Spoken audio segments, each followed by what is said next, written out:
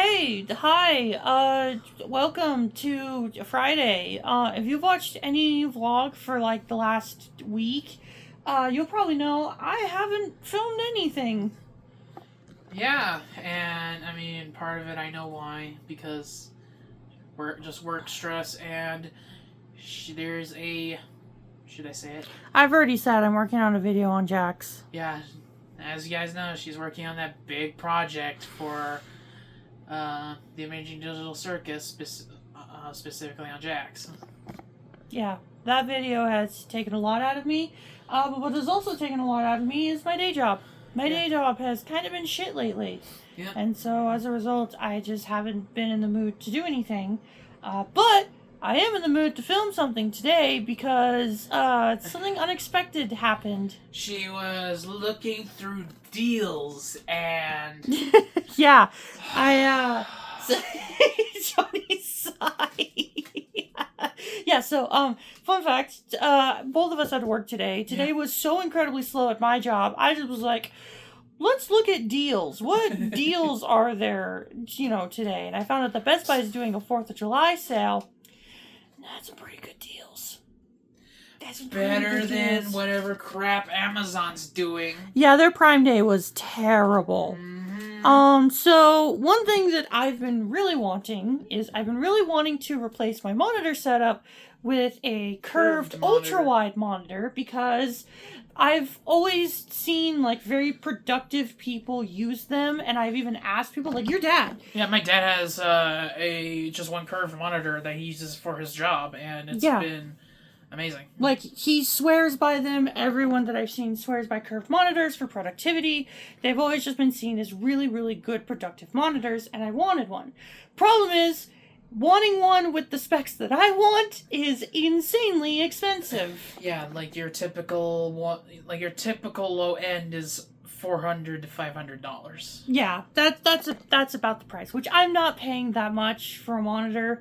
I think the most I've ever paid for a monitor was this one right here, which was like $220, and that's just a 4K IPS, I think 60 hertz. So yeah, I'm not really willing to pay top dollar for a monitor.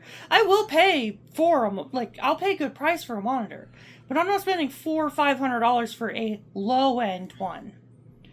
Well, anyway, so Best Buy had a 4th of July sale, and one of the sales was 50% off curved monitors, and, I got one.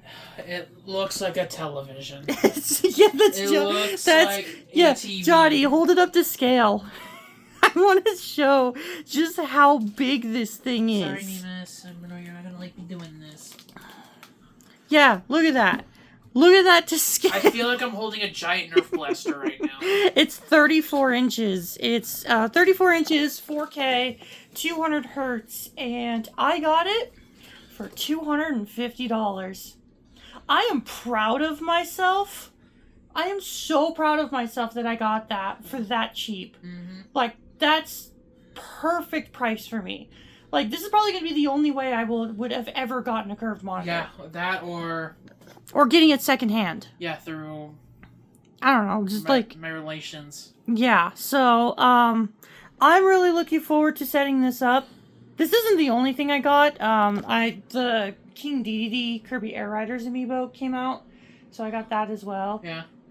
But I definitely had to make some compromises to get this monitor. I pre-ordered a couple of games, and I had to cancel my pre-orders, because I'm like, nope, I need the money for this. This is more important. You would rather get the curved monitor, and honestly, with how some games have been as of recent years, I'm kind of glad we canceled those, because, I mean, I'm not 100% set on some of them. I mean, there were games that I wasn't, like, clamoring for, but there were games that's like, oh, this is coming out this month. I might as well. Yeah. Like, I pre-ordered Rhythm Heaven Fever and Halo, and I canceled both of them to get this. Yeah.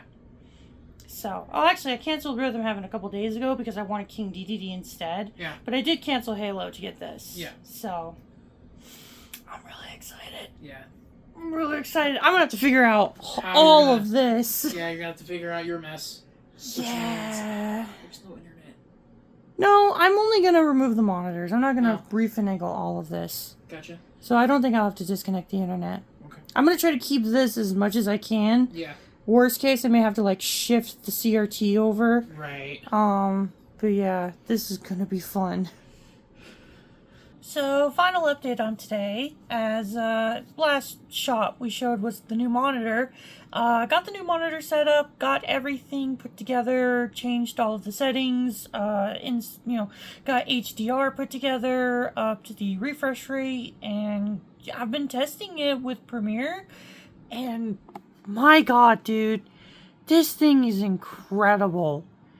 I've never had a monitor be this nice. Like, editing in Premiere has been a dream, and having a refresh rate as high as this, I've never had a monitor with a higher refresh rate than 60, which is just the industry standard, so I've been used to that for so long. So seeing something with a 200 refresh rate is just insane. Like, I can see. You can't even see. You won't be able to see it on the recording because it's just going to look like a blur. But, like, the refresh rate on everything is insane. Like, I didn't know monitors could look this nice. And, like, I'm blown away. I wish I would have gotten one of these sooner. But, again, I never did because they're really expensive. Even this monitor is expensive. But it's only like $25 more than the 4K monitor that I got, which I'm actually going to go into. Since doing this whole setup, I've actually been running into issues with that monitor in particular. And after doing a bunch of tests, changing refresh rates, changing resolutions, doing dynamic resolutions and all that, the one thing that I have realized is that anytime I'm doing any sort of editing in Premiere, this monitor flickers really, really badly. And I think the issue has to do with cable bandwidth. I'm using a really, really long HDMI cable to feed the data to that monitor. And the original DisplayPort cable that I was using before is being used for this monitor. So I went from DisplayPort to HDMI, and on top of that, I'm using like a 15-foot HDMI cable.